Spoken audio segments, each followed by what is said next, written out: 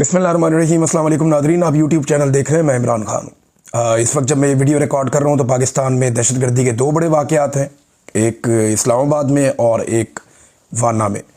इस्लामाबाद का जो judicial complex है उसके बाद दहशतगर्दी हुई है और धमाका हुआ। उसके नतीजे में जो अब तक की इतलात हैं उनके मुताबिक 12 अफराद जाँ बहक हो गए और ख्वाजा आसिफ ने फौरी तौर पर इस वाक़े को काबुल के साथ जोड़ा और जब उन्होंने बात की तो उन्होंने अफ़गानिस्तान को जो है वो इसके अंदर शामिल किया। और इसके अलावा जो एक और वाक़या हो रहा है वो हो रहा है इस वक्त वाना में। वाना में गुज़िश्ता रात से ही दहशतगर्दी का एक वाक़या रिपोर्ट हुआ और उसमें कुछ दहशतगर्द एक धमाका करके वाना कैडेट कॉलेज के अंदर दाखिल हो गए। नुकसानात के हवाले से अभी तक किसी किस्म की कोई इत्तला नहीं दी गई और मीडिया को कोई चीज़ विटनेस भी नहीं हुई। वहाँ सिर्फ सोर्सेज बता रहे हैं, इंफॉर्मेशन दे रहे हैं और वो सोर्सेज जो हैं वो DGISPR के सिक्योरिटी फोर्सेस के सोर्सेज हैं और उनका ये कहना है कि एवैक्यूएशन की जा रही है। जो वहाँ पे कैडेट्स हैं उनको निकाल रहे हैं और जो वहाँ पे उसाब्स हैं उनको निकाल रहे हैं। कुछ 600 के करीब 500-600 के करीब 5 से 600 के बीच में लोग थे जो वहाँ पे मौजूद थे और दहशतगर्दों को कहा जा रहा है जी कॉर्नर किया गया और उनके साथ लड़ाई चल रही है। जो तादाद बताई गई, एक तो धमाका हुआ था वहाँ पे, उसके अलावा ये बताया गया जो मल्टीपल इतलात सिक्योरिटी ज़राए से जो आई उनके मुताबिक भी कोई 3 दहशतगर्द हैं और उनके साथ लड़ाई चल रही वाना में गुज़िश्ता रात से। ये एक सिचुएशन वहाँ से रिपोर्ट हुई है। अब वहाँ पे कोई जर्नलिस्ट तो जाके कवर कर नहीं सकता, कोई ऐसा शहरी इलाका तो है नहीं, वो फ़ौज के ज़ेरे कंट्रोल एरिया है, तो उसको जो है वो फिर खुद ही सिक्योरिटी फोर्सेस बताएंगी वहाँ क्या हुआ है। जो वो बताएंगे उसके ऊपर ही आपको इन्हिसार करना पड़ेगा।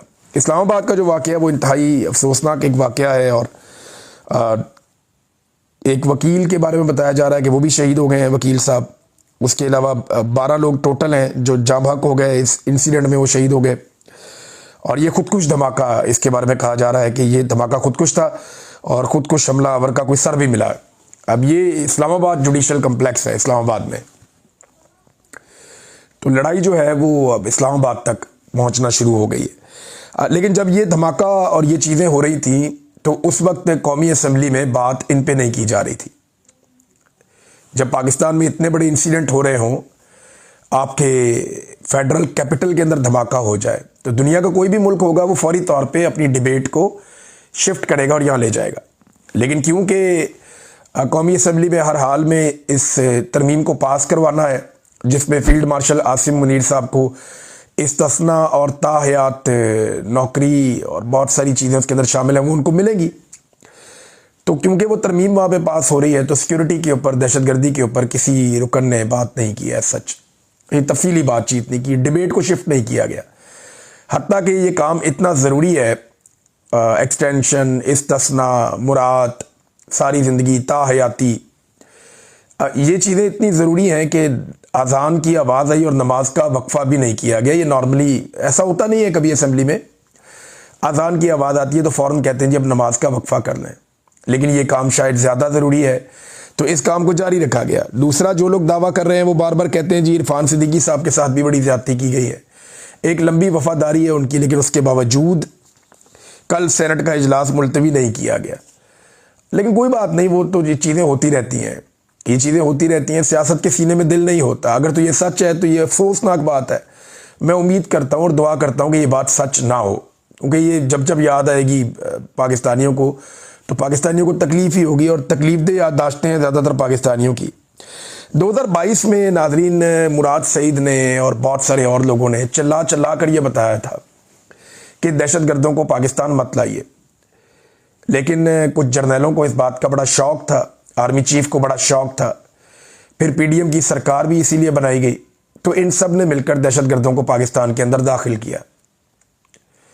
इमरान खान की हुकूमत को अप्रैल के दूसरे हफ्ते में गिराने के बाद जून, जुलाई और अगस्त में बड़ी तेज़ी से दहशतगर्दों को पाकिस्तान के अंदर लाया गया, उन्हें पाकिस्तान के अंदर लाकर सेटल किया गया। बहुत एहतजाज हुआ, अवाम ने बहुत शोर मचाया, लेकिन क्योंकि जर्नैलों की पॉलिसी थी वो ये करते रहे और अब पूरा पाकिस्तान भुगत रहा है। ये आग जो है वो सबके दरवाजे तक आएगी। मैंने कहा था अब आ रही है, मुराद सईद भी ये कह रहा था, बार बार कह रहा था, लेकिन उस वक्त किसी ने बात सुनी नहीं। या कोई सुनना नहीं चाह रहा था। मगर अब भी वक्त है उन जर्नैलों को और उन सारे किरदारों को कटहरे में लाया जाए जो इन दहशतगर्दों को बाई डिज़ाइन पाकिस्तान लेकर आए, और पाकिस्तान लाकर इनके लिए बॉर्डर नरम किए, इनको लेकर आए, इनको सहूलतकारी दी। ये यहाँ पे आपके जो खैबर पख्तूनख्वा के कई कबायली इलाके वहाँ दंदनाते फिरते थे, इनको बाई डिज़ाइन लाकर बसाया गया। और जिस वक्त निगरान हुकूमत चल रही थी उस वक्त बहुत बड़ी तादाद में ये लोग पहुंचे, क्योंकि तब पाकिस्तान तहरीक इंसाफ के ऊपर सारा फोकस था, सिक्योरिटी फोर्सेस का, वो बेचारे सारे भागे हुए थे, तो दहशतगर्दों के लिए मौजें थी। उस दौर में 2023 में जब तक इलेक्शन नहीं हो रही, पूरा 2023 का साल जो है वो निगरान हुकूमत रही वहां पे खैबर पख्तूनख्वा में। तो उस पूरे साल के अंदर खैबर पख्तूनख्वा में दहशतगर्द जो है वो बड़ी तेजी से दाखिल किए गए, और 2024 में हमने उसको भुगतना शुरू कर दिया।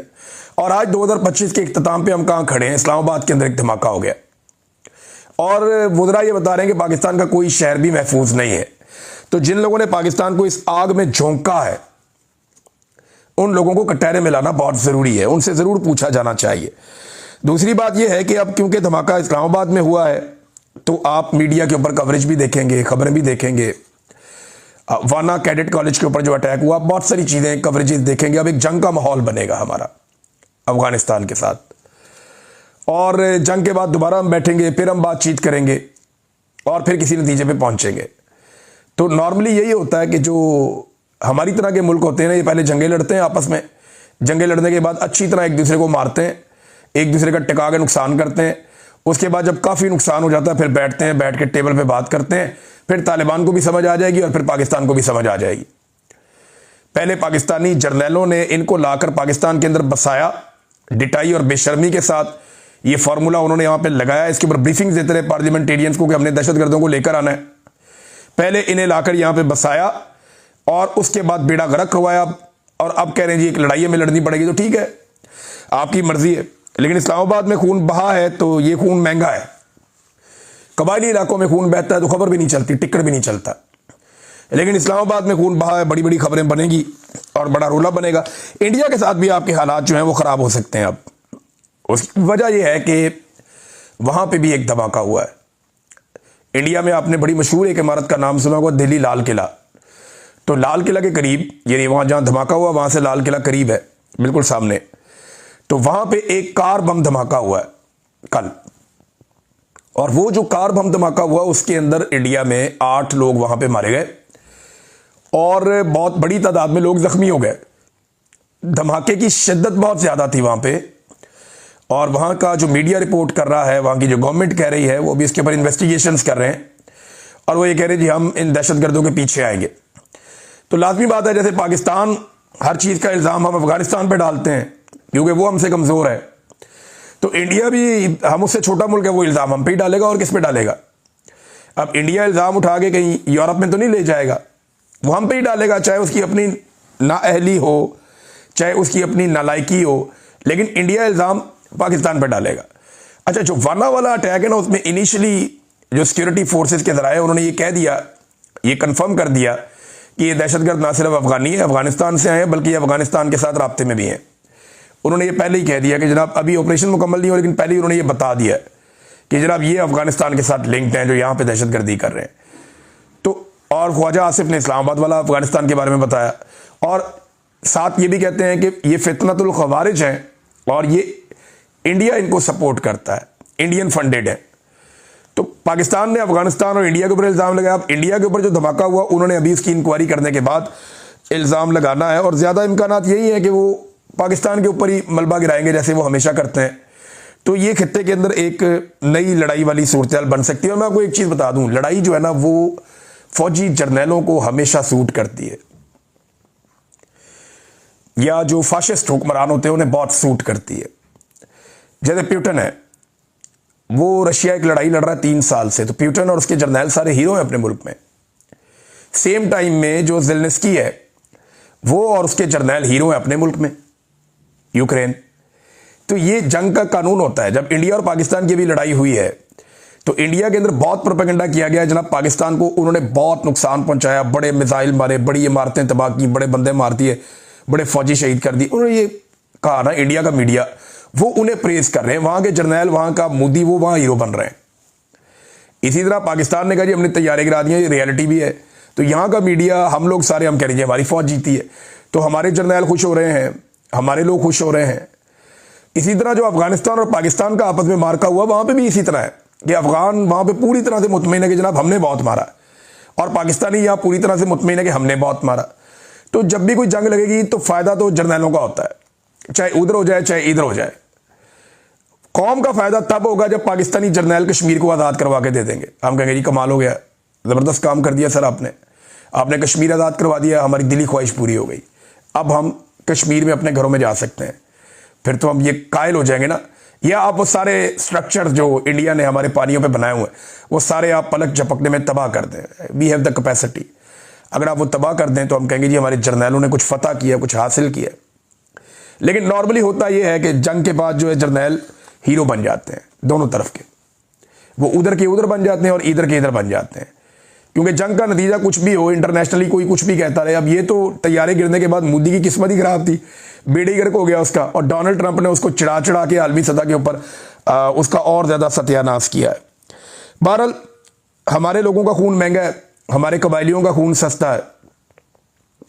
इस्लामाबाद के वाक़े के ऊपर ज्यादा रद्द-ए-अमल आएगा, जबकि बाकी वाक़यात पे इतना रद्द-ए-अमल नहीं आता। एक नौजवान है नादरीन, आलमज़ेब महसूद नामी, इसका फेसबुक के ऊपर एक अकाउंट है, आप जाके देख सकते हैं। कोई 2,80,000 के करीब इनके फॉलोअर्स हैं।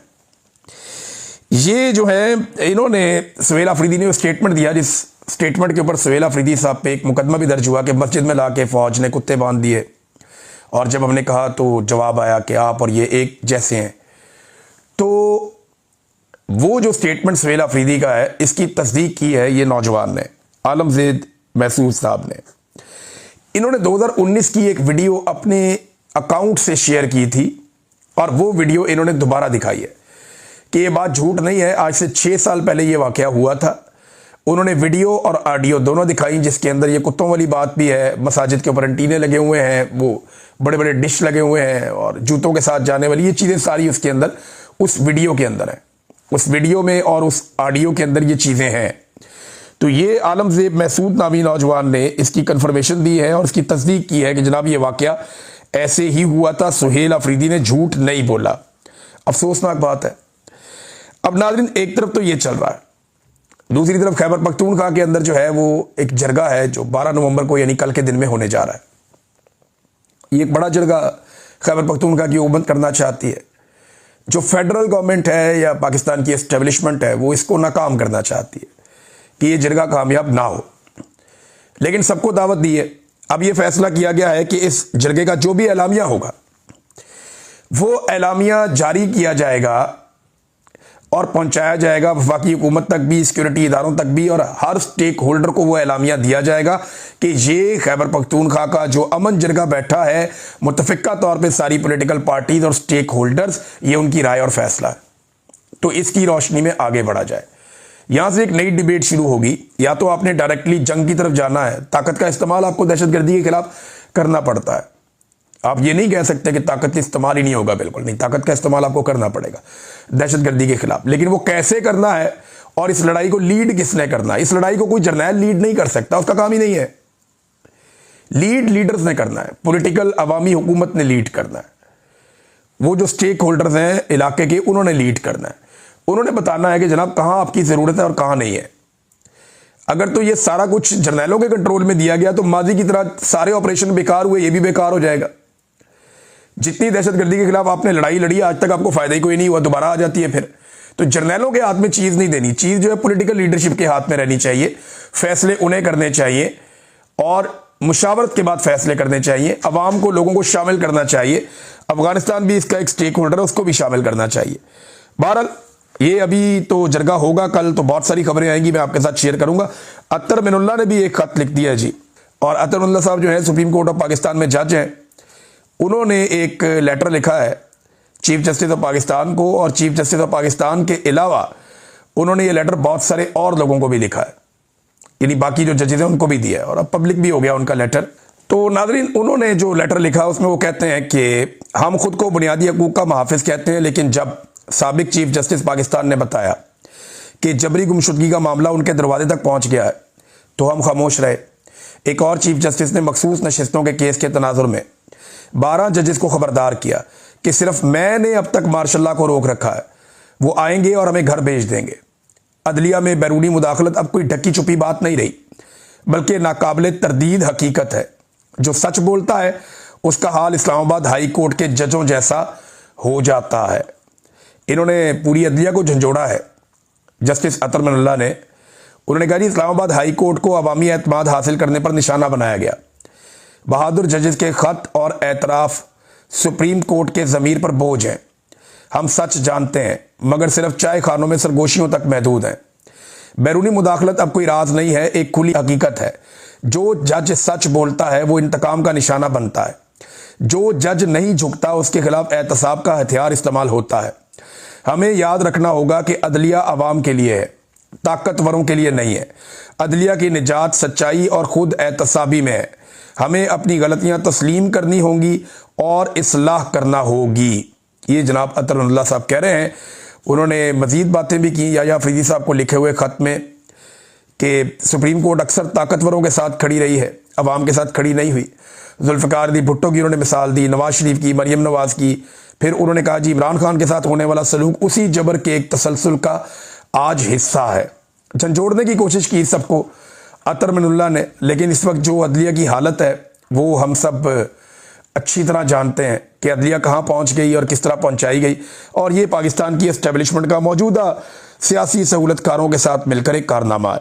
नादरीन ने कुछ दानिश्वर हैं पाकिस्तान में, वो आज भी ये कहते हैं कि जरदारी और नवाज शरीफ ने फौज को दीवार के साथ लगा के सियासत से बाहर कर दिया था चार्टर ऑफ डेमोक्रेसी के बाद। लेकिन इमरान खान ने फौज को सियासत में, वो कहते हैं जी कि वापस रेलिवेंट कर दिया है। अब ये जो दानिश्वर है ना, ये मेरे ख्याल में इमरान खान साहब के बुग़्ज़ में मुब्तला है और कोई वजह नहीं है। मैं कुछ फैक्ट्स सामने रखता हूं जो नवाज शरीफ और जरदारी ने किए, हालांकि इस तरह के दर्जनों हैं, लेकिन मैं 5-7 आपके सामने रखता हूं जो इन दोनों ने मिलकर किए, जो चार्टर ऑफ डेमोक्रेसी की रूह के खिलाफ थे और जिसमें ये फौज की सहूलतकारी का काम एक दूसरे के खिलाफ कर रहे थे। नंबर 1, ये जो सड़कों पे घसीटने वाली बातें थी, ये एस्टेब्लिशमेंट के साथ कौन मुलाकातें करता था और जरदारी को सड़कों पे घसीटता था? ये इमरान खान ने तो नहीं किया था। फिर जो मेमो गेट स्कैंडल आया था जिसमें हुसैन हक्कानी भी फंस गया था और सारे फंस गए थे, इस मेमो गेट स्कैंडल में जिसमें पाकिस्तान की एस्टेब्लिशमेंट का एक घटिया किरदार था, वो कौन सा सियासतदान था जो काला कोट पहनकर सुप्रीम कोर्ट ऑफ पाकिस्तान पहुंच गया था? नवाज शरीफ था ना, इमरान खान तो नहीं था। फिर मुंतखब वज़ीर आज़म यूसुफ रज़ा गिलानी से इस्तीफ़ा कौन मांग रहा था? नवाज शरीफ मांग रहा था ना। आज भी वीडियोस मौजूद हैं। जनरल कियानी को एक्सटेंशन किसने दी थी? जरदारी ने दी थी और नवाज शरीफ ने सहूलतकारी की थी। इमरान खान तो तब असेंबली का हिस्सा ही नहीं था ना। तो फिर इमरान खान पे इल्ज़ाम आप कैसे डाल सकते हैं? जनरल कियानी को सियासत में कौन लाया? यही लोग लेकर आए। फिर अदलिया बहाली की तहरीक में एस्टेब्लिशमेंट के साथ किसने डील की? फिर पंजाब के अंदर गवर्नर राज किसने लगाया? ये सारे काम कौन कर रहा था? जरदारी और नवाज शरीफ कर रहे थे। फिर फौज के साथ मिलकर 2013 के इलेक्शन में पंचर किसने लगाए थे? बताएं ना।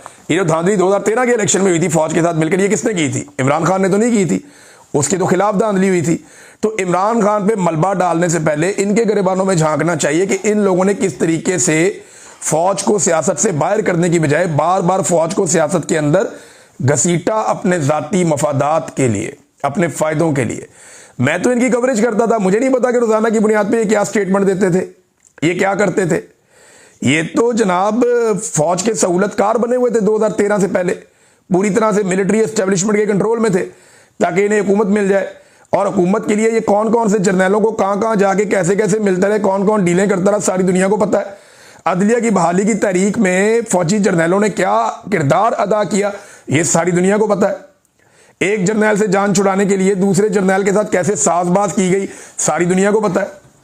और इमरान खान को तो 2018 में हुकूमत जर्नैल देना ही नहीं चाहते थे। वो तो रिएक्शन इतना ज्यादा था पब्लिक का कि हुकूमत देनी पड़ गई। वरना शहबाज शरीफ अपने मुंह से कह रहा है कि जनाब मैं हुकूमत के लिए अपनी कैबिनेट चुन रहा था और मुझे कह दिया गया था। जनरल बाजवा और जनरल फैज जो है वो इंटरव्यूज करते फिर रहे थे। ये सारा काम किसने किया था?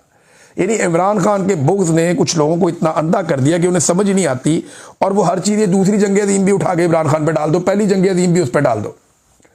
आज तक दुनिया में जितनी तबाही हुई है ना, जो एटम बम चला था हिरोशिमा नागासाकी पे, वो भी इमरान खान पर डाल दो। इनका बस चले ना तो ये हर चीज़ उसके ऊपर डाल दें, और आने वाले 100 साल के मसाइल भी इमरान खान पे ही डाल दें।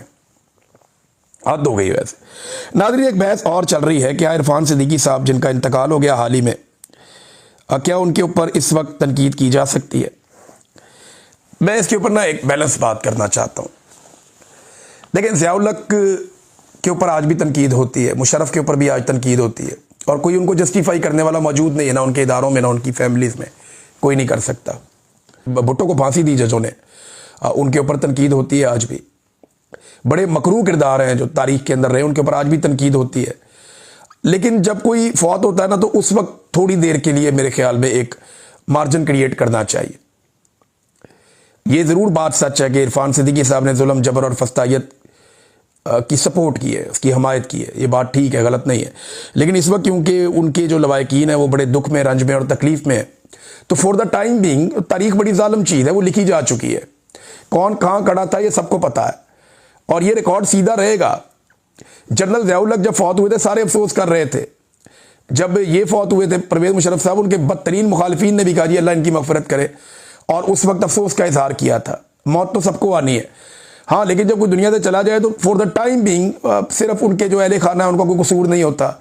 जो हल्का अहबाब है उनकी दिलदारी ना हो जाए, दिलदारी से बचने के लिए आप उस वक्त खामोशी इख्तियार करते हैं। लेकिन रिकॉर्ड का जो हिस्सा है वो रिकॉर्ड का हिस्सा ही रहेगा, जो तारीख का हिस्सा है वो तारीख का हिस्सा। हम सारे अपनी अपनी तारीख के साथ मरेंगे। हमने जो वो गलत किया वो तारीख के अंदर गलत लिखा जाएगा, हमने जो अच्छा किया वो तारीख के अंदर अच्छा लिखा जाएगा। लेकिन जिस वक्त किसी की मौत हो जाए, उस वक्त थोड़ी देर के लिए मेरे ख्याल में फॉर द टाइम बीइंग वो चीज़ें जस्टिफाई नहीं की जा सकती। वो जो लोग जस्टिफाई कर रहे हैं वो भी गूं खा रहे हैं, उनको नहीं करना चाहिए। वो चीज़ें जस्टिफाई नहीं की जा सकती हैं। अब फस्तायत को, जबर को, जुल्म को, उसकी हमायत को अब जस्टिफाई नहीं कर सकते। लेकिन ये तारीख में लिखा गया है जिसने जो किया है, और वो फ्यूचर में आपको आने वाले दिनों में आप लोगों के मुंह से सुनते रहेंगे। तो अब तक के लिए इतना ही। अपना ख्याल रखिएगा, अपने चैनल का भी। अल्लाह हाफ़िज़।